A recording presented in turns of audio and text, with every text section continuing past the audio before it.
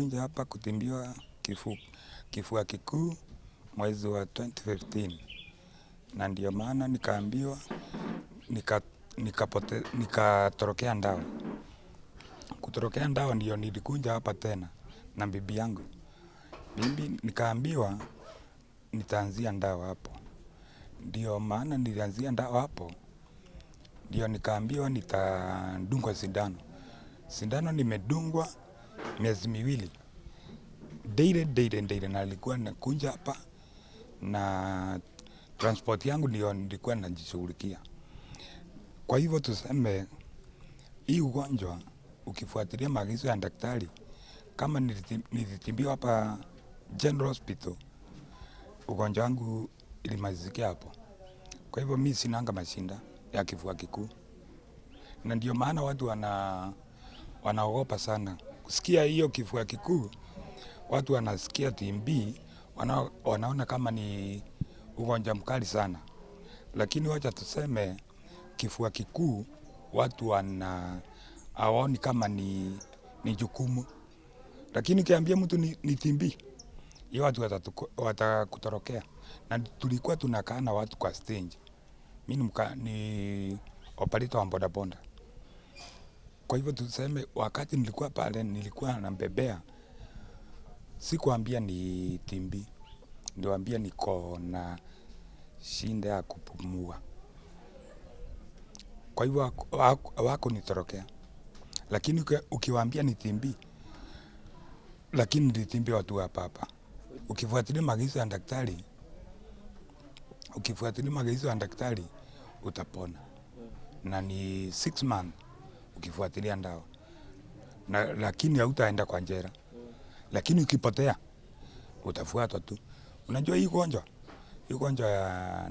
ni mbaya. Unajua ina circulate kwa hewa. Lakini ukisema unafuatilia hiyo ugonjwa, ukunywe hiyo ndawa, hiyo iko sawa. Hospitali ya Kirinyaga wametusaidia sana. Tumekunywa dawa vizuri. Nilikuja hapa nikiwa na kilo 32 na sasa nimeongeza kilo. Hii hospitali ya Kirinyaga ni hospitali mzuri na wanatibu watu vizuri na wanapona. TB si mwisho wa maisha. Watu wafuatilie kukunywa dawa na watu wanapona. On the matters pertaining tuberculosis in this county, it has been a menace, and I think there is also a continued increase of the same because of various factors.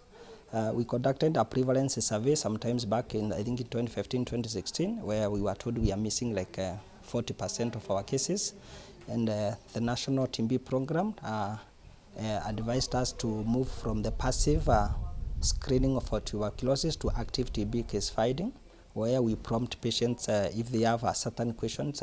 If they respond to certain questions, we can be able to put them on TB test. Like if you have a cough, a fever, if you're having a night sweat, if you're losing weight, which is not intentional, and you're having somebody who is having tuberculosis as a contact, we encouraged them. So when we did it, we started seeing an increase of TB cases in the county. I remember we moved reporting from 1,000 to almost 1,500 in the year 2018 when we implemented this. Since then, we also started seeing an increase in drug-resistant tuberculosis in the county, which is still on the increase as we speak. During that time, we were able, during our annual planning, we requested our county to support us with an isolation ward. We wanted this isolation ward because of two things. In 2010, Justice Mombi advised or gave a ruling that we are not supposed to isolate TB patients in the prison. And the MOH was tasked to provide a place where they can be able to isolate such infectious patients. So when we did this in Kirinyaga County, our governor was able to construct for us an isolation ward, I think, which is the first ward to be done post-devolution. And this one has really assisted us so much, where if we have a drug-resistant tuberculosis or even a drug-susceptible tuberculosis who is severely sick, we are able to isolate them to the isolation ward. We also have those special cases where we try to encourage people, we do counseling. If they decline to take medications, our public health officers can actually execute the CAP 242, where through the court, a patient can be coerced to be isolated somewhere where they can be able to take medication. So in Kirinyaga County, we have such cases, and we have actually succeeded in isolating them, and they have successfully completed treatment. As we speak now, I think there's an increase in drug-resistant cases in the county.